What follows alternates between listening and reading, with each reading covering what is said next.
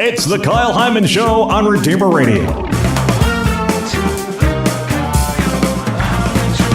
This is Kyle Hyman, and joining us this morning is Jennessa Terraccino, here to talk about her book, which is a great guide for teens and youth, and using the road trip as an analogy. Thanks for being here, Jennessa.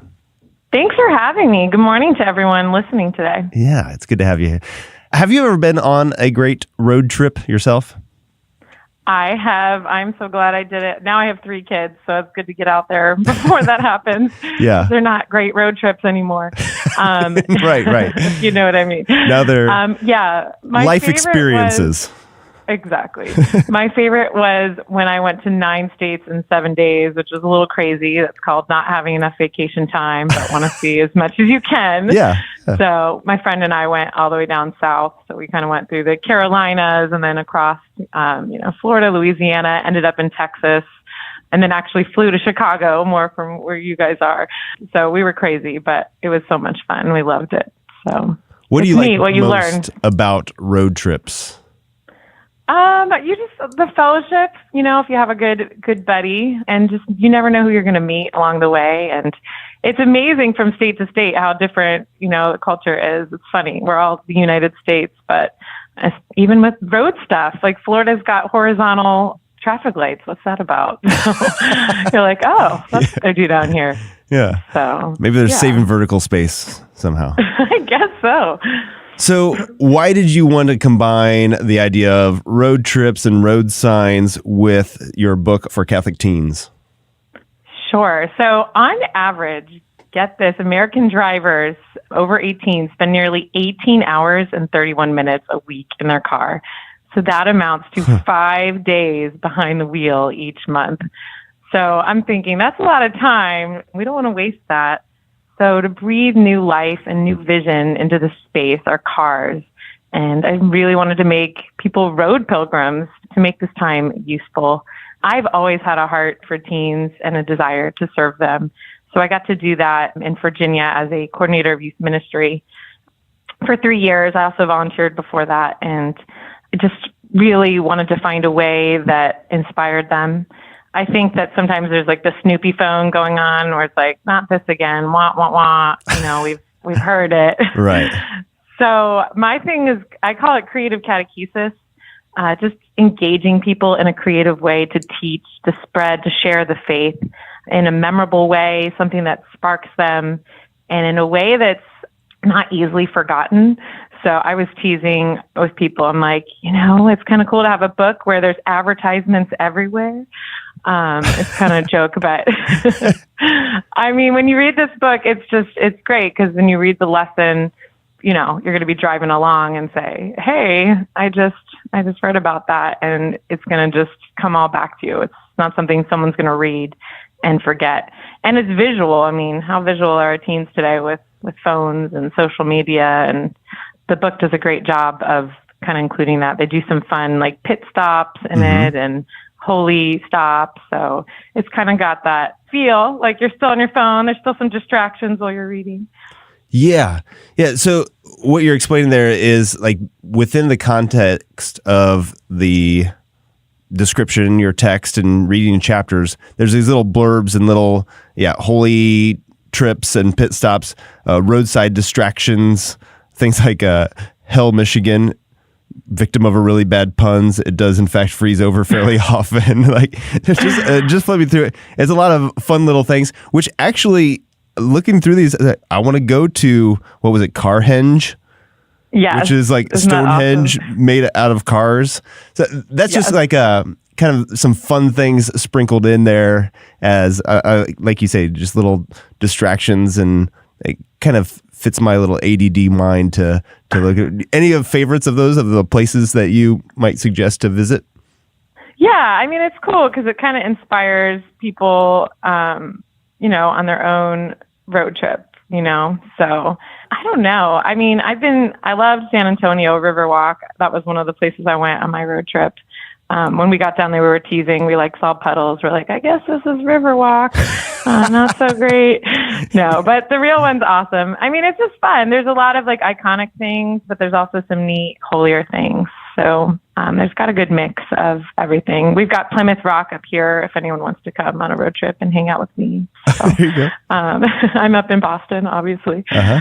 So, but I mean, I think for teens, driving such a time of a symbol of freedom, kind of getting out and taking charge, and they're nervous, but they're also really excited about it. And it's just that point in life where you feel like I'm growing up, and it's time to take charge and go where I want to go. And I think that's very much a symbol and a part of our faith too, is kind of for teens to have that moment where they're taking charge and ownership of their faith as well. So I think this whole concept really goes hand in hand with growing up and choosing the faith for yourself.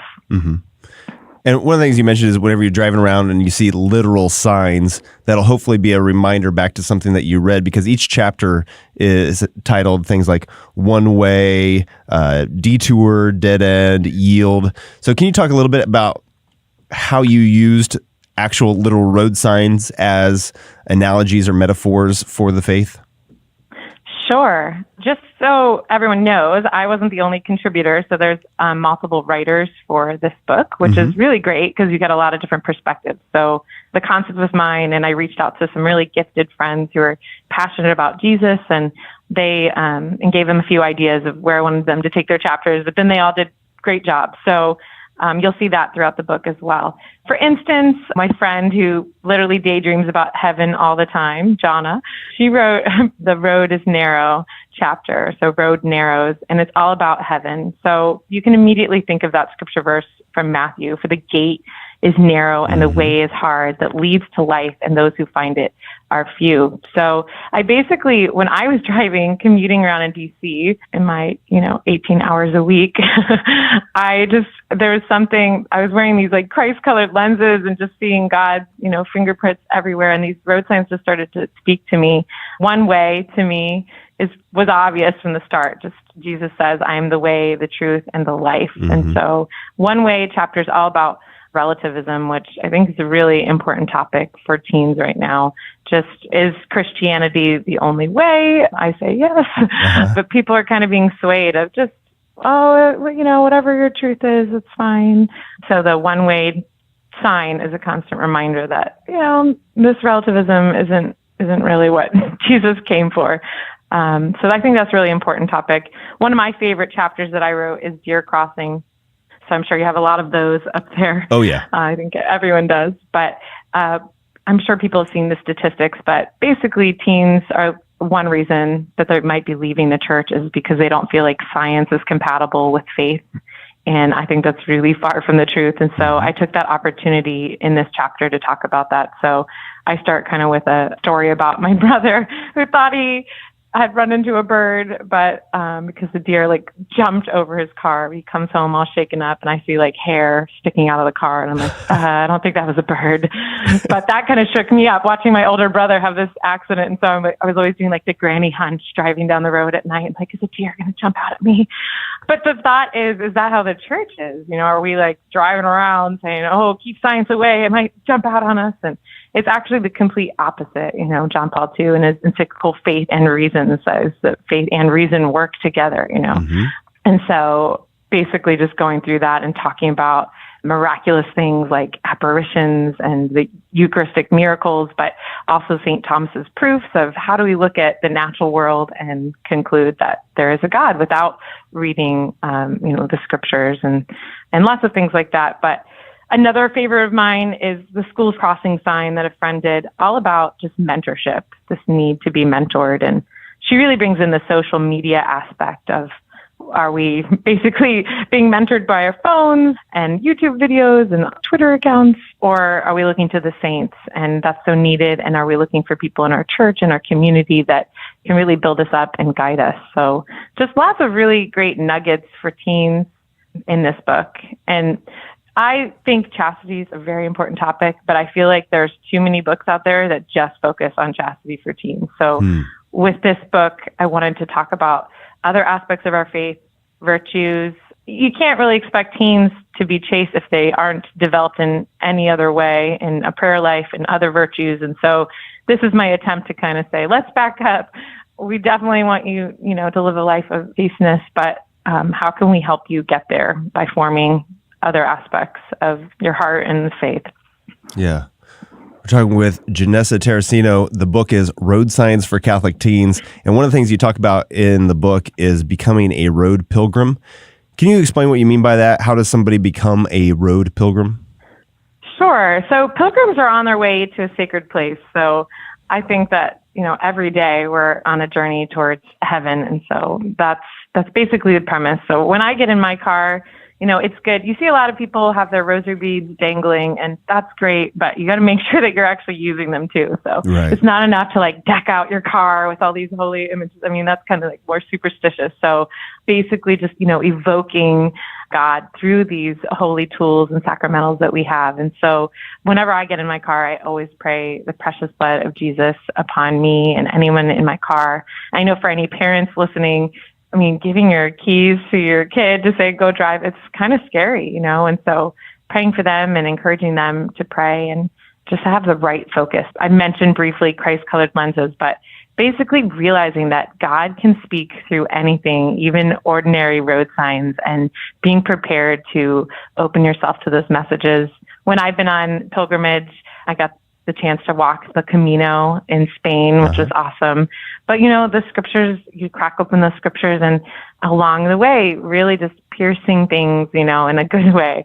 God really spoke through those things along that pilgrimage. And so I'm basically suggesting that when you're driving, God's still speaking to you if you've got that mentality of, I am a pilgrim. And if you think about, road signs, they are there to guide you, to help people stay safe and get you in the right direction, And so I put out that analogy of what if everyone interpreted the road signs differently?